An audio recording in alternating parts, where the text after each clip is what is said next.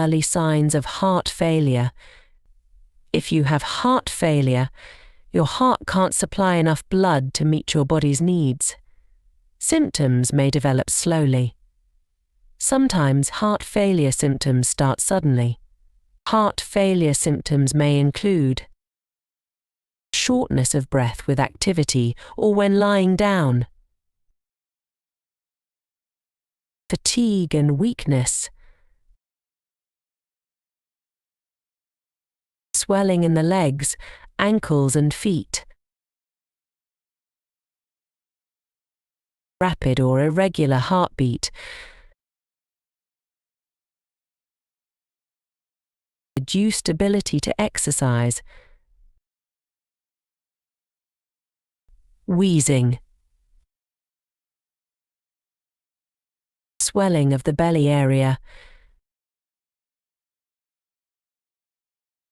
very rapid weight gain from fluid buildup, nausea and lack of appetite, difficulty concentrating or decreased alertness,